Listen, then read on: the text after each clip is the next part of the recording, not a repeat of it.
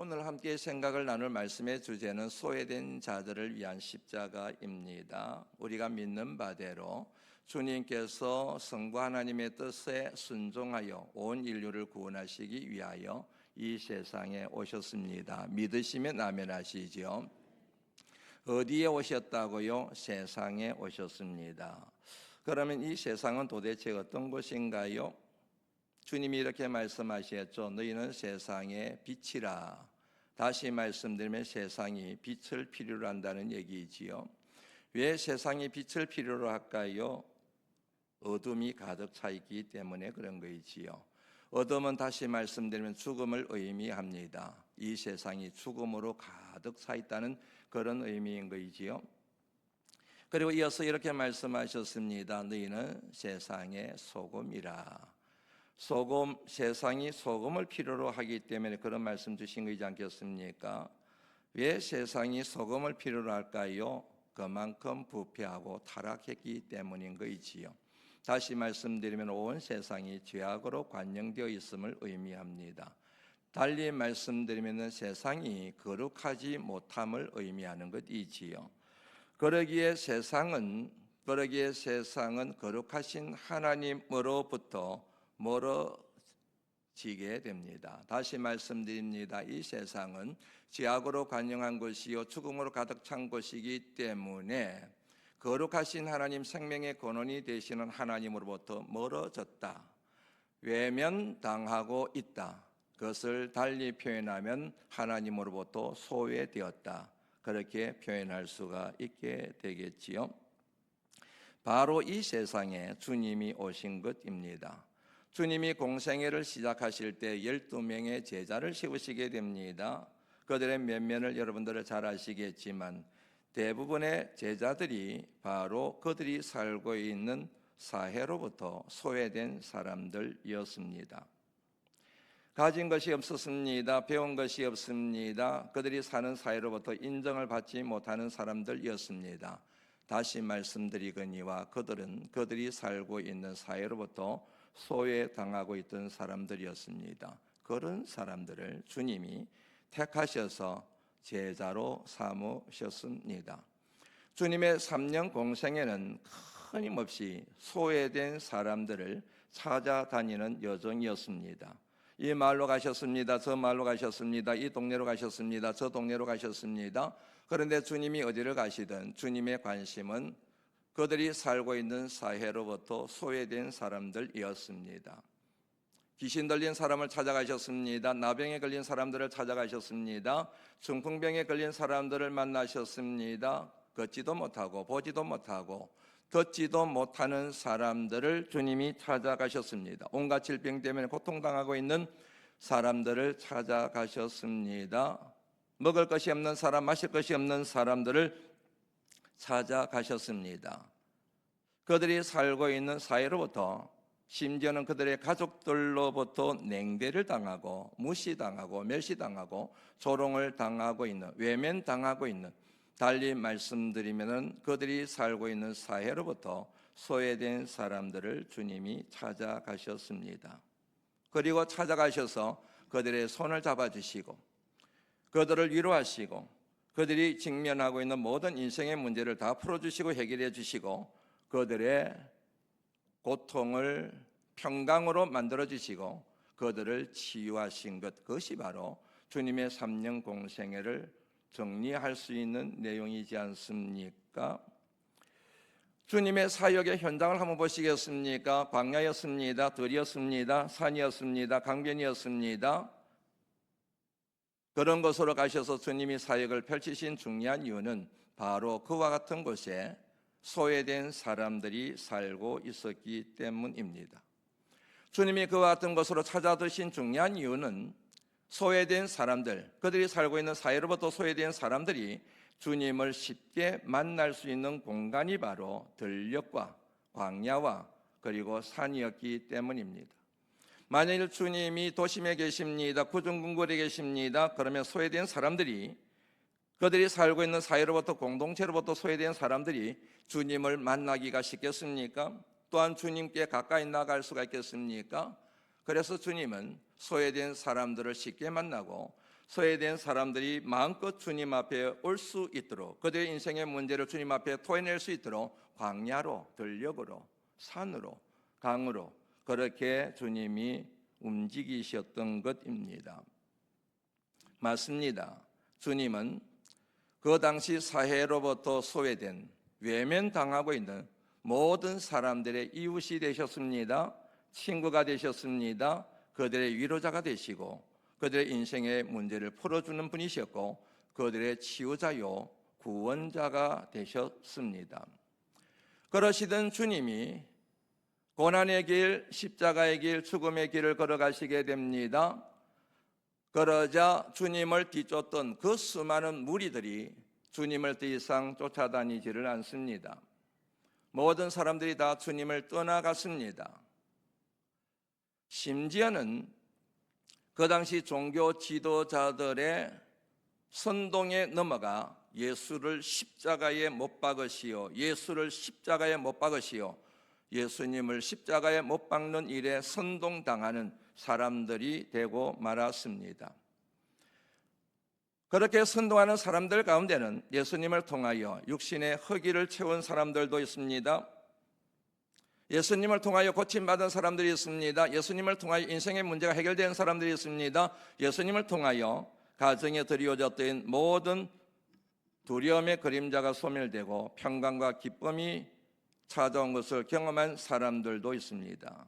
그렇게 은혜를 입었음에도 불구하고 그들은 다 주님을 떠나가고 심지어는 주님을 십자가에 못 박으라고 소리소리 고래고래 소리를 지르고 있는 것입니다.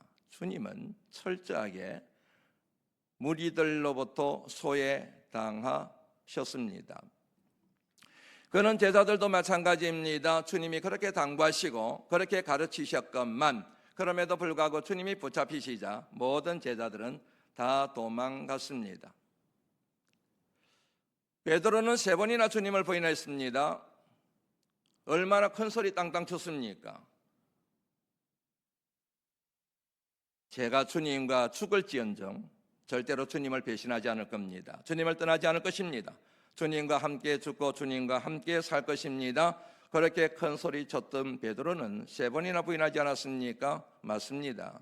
주님은 3년 동안 가르쳤던 애지중지 여기며 도전했던 제자들로부터도 소외를 당하셨습니다. 엘리 엘리 라마 사박다니, 나의 하나님 어찌하여 나를 버리시나이까. 주님께서 십자가 위에서 죽으실 때 하신 7마디 가운데 한마디입니다. 설마 하나님이 예수님을 버리실 리가 있겠습니까? 그럼에도 불구하고 주님은 이렇게 외치셨습니다. 나의 하나님 어찌하여 나를 버리셨나이까. 왜요? 왜 그 같은 외침을 부르짖으셨을까요? 그만큼 깊은 소외감, 십자가 위에서 주님은 그만큼 깊은 소외감을 느끼셨기 때문에 그렇게 외치지 않았겠습니까? 홀로 그 고난의 길, 십자가의 길을 걸어가셔야 되는 주님의 마음이 얼마나 외로웠으면, 얼마나 고독했으면 그 같은 외침을 십자가 위에서 외쳤겠냐 하는 그런 말씀입니다. 맞습니다. 주님은 우리를 구원하시기 위하여, 다시 말씀드리면 죄악으로 인하여 하나님으로부터 소외됐던 모든 인류를 하나님 품 안으로 인도하시기 위하여 그 같은 철저한 소외의 길을 걸어가신 것입니다. 이로 말미암아 주님의 십자가 은혜로 말미암아 주님이 스스로 소외된 그 길을 통하여 저와 여러분들은 더 이상 하나님으로부터 소외당하지 않고 하나님의 거룩한 사람이 되었습니다. 믿으시면 아멘 하시겠습니까? 소외당했던 우리가 이제는 하나님의 거룩한 자녀가 되었습니다. 거룩한 하나님의 백성, 구원받은 하나님의 사람이 되었습니다. 그런 우리에게 주어진 사명이 있습니다. 그것은 바로 소외된 이웃의 친구가 되는 것입니다. 그런 우리들에게 주어진 사명이 있습니다. 그것은 주님처럼 우리가 사는 사회로부터 냉대를 당하고 있는, 외면당하고 있는 우리 이웃들의 친구가 되고 그들을 찾아가서 따뜻하게 위로하고 응원하고 그리고 그들을 치유하는 하나님의 일꾼이 되는 것이 바로 우리에게 주어진 사명입니다. 여기에 절대적으로 필요한 것이 있습니다. 그것이 바로 주님처럼 소외된 사회적 약자라고 말하는 그들에게로 우리가 찾아가는 것입니다. 발걸음을 옮기는 것입니다. 주의 사랑 안고 찾아가서 그들에게 그리스도의 피 묻은 사랑을 전하는 것, 그것이 바로 이제는 소의 벽을 뚫고 하나님 안에서 하나가 된 하나님의 자녀가 된 우리에게 주어진 하나님의 거룩한 사명입니다. 마태복음 25장 34절 말씀부터 36절까지의 말씀 같이 한번 읽어볼까요? 읽습니다. 시작. 다시 읽습니다. 영상으로 놓을 거예요. 마태복음 25장 34절부터 읽습니다. 시작. 그때 임금이 그 오른편에 있는 자들에게 이르시되 내 아버지께 복받을 자들이여 나와 창세로부터 너희를 위하여 예비된 나라를 상속받으라. 내가 줄일 때 너희가 먹을 것을 주었고 목마를 때 마시게 하였고 나그네 되었을 때 영접하였고 헐벗었을 때 옷을 입혔고 병들었을 때 돌봤고 옥에 갇혔을 때 와서 보았느니라. 그러자 오른편에 있는 사람들이 아니 주님, 우리가 언제 그런 일을 했다고 그런 말씀을 하십니까? 그랬을 때 주님이 이렇게 답을 하시죠. 40절 말씀 읽습니다. 시작. 대답하여 이르시되 내가 진실로 너희에게 이르노니 너희가 여기 내 형제 중에 지극히 작은 자 하나에게 한 것이 곧 내게 한 것이니라. 아멘. 그리고 왼편에 있는 자들에게 주님이 이렇게 말씀하십니다. 41절부터 43절 읽습니다. 읽습니다. 시작. 또 왼편에 있는 자들에게 이르시되 저주를 받은 자들아 나를 떠나 마귀와 그 사자들을 위하여 예비된 영원한 불에 들어가라. 내가 줄일 때 너희가 먹을 것을 주지 아니하였고 목마를 때 마시게 하지 아니하였고 나그네 되었을 때 영접하지 아니하였고 헐벗었을 때 옥에 였을 때 돌아보지 아니하였느니라 하시니 그러자 왼편에 있는 사람들이 반문합니다. 아니 우리가 언제 그런 일을 했다고 그러십니까?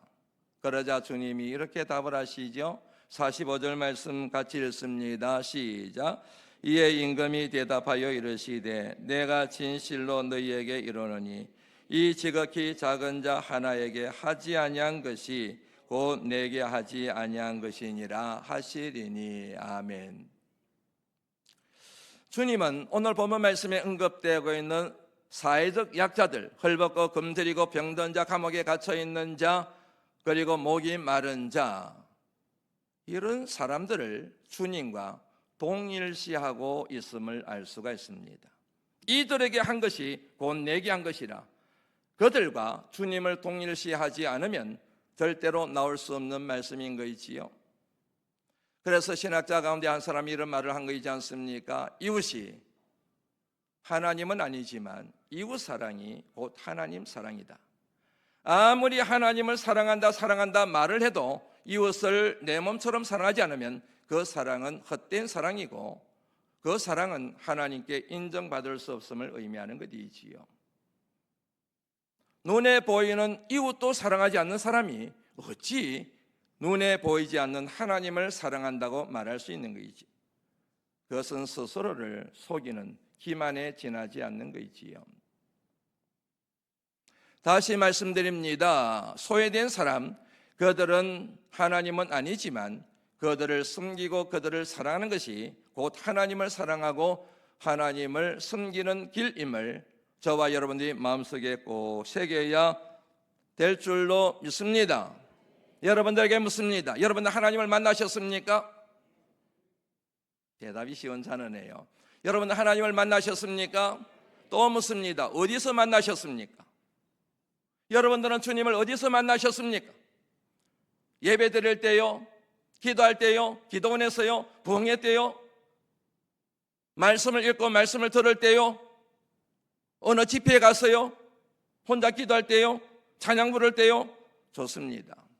그러나 그와 같은 것도 중요하지만 오늘 보면 말씀을 통하여 우리들이 가장 뜨겁게, 가장 강력하게 하나님을 만날 수 있는 자리가 있음을 알 수 있습니다.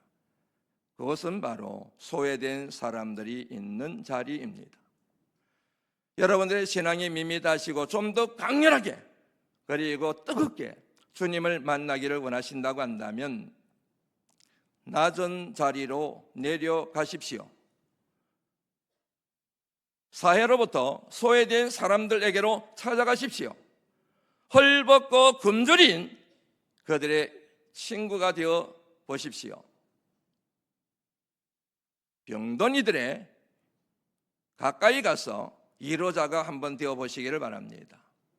그들에게 가까이 갈 때에, 그들을 찾아갈 때에, 그들의 손을 잡을 때에 여러분들은 바로 십자가 위에서 온 인류를 위하여 죽임을 당하신 예수 그리스도를 뜨겁게 만나게 되는 은혜가 우리에게 주어질 줄로 믿습니다.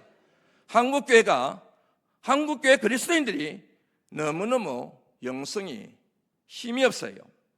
왜 그런 줄 아십니까? 낮은 곳에 가서 주님을 만난 적이 없어요. 오늘 말씀에 나오는 것처럼 우리 사회에서 소외된 사람들을 찾아가서 그곳에서 주님의 따뜻한 손길을 경험해 본 적이 없으니 그야말로 온 시국의 하초처럼 신앙이 뜨거울 때는 있는데, 그런데 조금만 바람이 불어도 쉽게 꺾여버리고 쉽게 하나님을 떠나버리는 이 같은 불행한 결과가 우리 삶 가운데 찾아온 것이지 않겠습니까? 주님께서 죄로 말미암아 영원히 죽을 수밖에 없는 우리들을 구원하시기 위하여 이 세상에 오셨습니다. 하나님으로부터 소외되고 하나님으로부터 멀어지고 하나님으로부터 외면당하고 있는 우리를 하나님 안에 거하도록 인도하시기 위하여 주님은 낮고 천한 소외된 이 세상에 오셨습니다. 그 같은 주님의 십자가 정신을 2026년 고난주간을 통하여 회복하시기를 말씀이 육신이 되어 우리 가운데 가시는 주님의 이름으로 축원합니다. 그리할 때 여러분들 10년 가운데 회복의 역사가 일어나게 될 줄로 믿습니다. 치유의 역사가 여러분들 가운데도 일어나게 될 줄로 믿습니다. 십자가 능력이 나타나게 될 줄로 믿습니다. 오늘 저녁이 그런 저녁이 되시기를 다시 한번 주의 이름으로 축원합니다. 하나님 감사합니다. 몸이 고되고 피곤하지만 그러나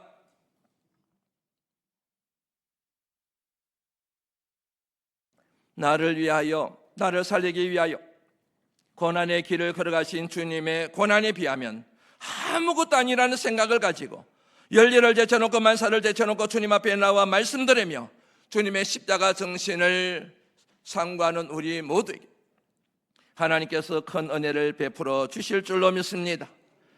하나님, 이 시간 이 저녁에 주님을 뜨겁게 만나기를 원합니다. 주님의 음성을 듣기를 원합니다. 주님의 역사, 주님의 십자가의 능력을 체험하는 시간이 되기를 간절히 빌고 소망합니다. 이 같은 은혜를 사모하며 우리 하나님 앞에 먼저 회개합니다. 주님, 저희들의 죄악을 용서하여 주옵소서. 주님, 저희들은 주님의 거룩한 십자가 보혈로 말미암아 하나님으로부터 소외되었다가 하나님으로부터 외면을 당했다가 주님 품에 안기는 하나님의 거룩한 사람이 되었지만 하나님, 아직까지도 우리 주변에는 하나님으로부터 소외당하고 외면당하고 있는 수많은 사람들이 있는데 그들의 친구가 되지 못하고 그들의 이웃이 되지 못하고 그들을 주님 앞으로 인도하는 일에 소홀했던 우리의 죄악을 주님 앞에 고백합니다. 주님, 용서하여 주시옵소서. 소외된 이웃들의 친구가 되기를 원합니다. 위로자가 되기를 원합니다. 축복의 통로가 되기를 원합니다. 치유자가 되기를 원합니다. 우리 바라마스 교회가 그런 교회가 되기를 간절히 빌고 소망합니다. 주님, 역사하여 주옵소서. 예수님 거룩하신 이름으로 간절히 기도드리옵나이다. 아멘.